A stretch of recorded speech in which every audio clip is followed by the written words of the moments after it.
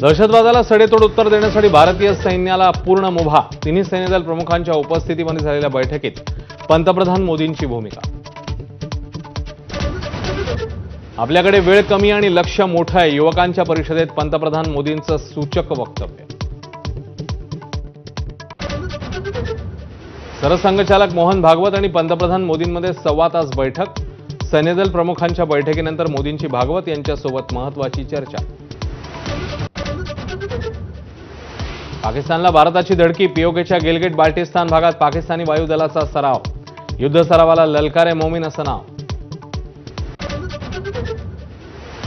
पाकिस्तानची दुखरी नस भारताच्या हातात. चिनाब नदीवरच्या बगलिहार धरणातनं भारत अडवणार पाकिस्तानचं पाणी. बगलिहार धरणावरून एबीपी माझाचा ग्राउंड रिपोर्ट. काश्मीरच्या वेगवेगळ्या भागात दहशतवाद्यांविरोधात भारतीय लष्कराची धडक कारवाई. एएनआयच्या सूत्रांची माहिती. जागोजागी सर्च ऑपरेशन. दहशतवाद्यांची झाडाझडती सुरू. पहलगाम हल्ल्यातील दहशतवादी हाशिम मुसाचं पाकिस्तानी सैन्याशी कनेक्शन.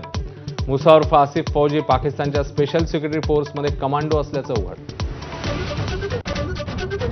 पहलगाम मधील हल्ल्याचा नवा व्हिडिओ समोर. गोळीबारावेळी अल्लाहू अकबर म्हणणारा झिपलाईन ऑपरेटर एनआयच्या ताब्यात.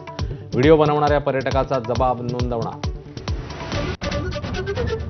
पाकिस्तानी विमानांसाठी एअरस्पेस बंद करण्याचा भारताचा विचार. एबीपी नेटवर्कला खात्रीलायक सूत्रांची माहिती. तर पाकिस्तानकडनं याआधीच भारतीय विमानांसाठी हवाई हद्द बंद.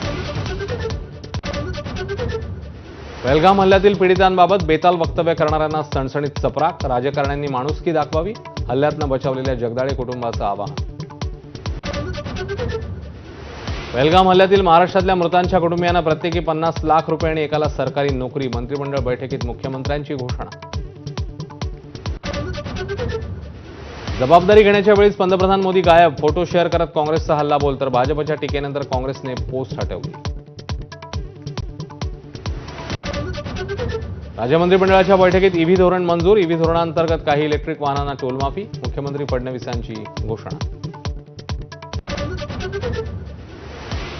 शूर मराठा सरदार रघुजी भोसले यांची ऐतिहासिक तलवार मिळवण्यात राज्य सरकारला यश. लंडनमधील लिलावात सरकारने तलवार जिंकली.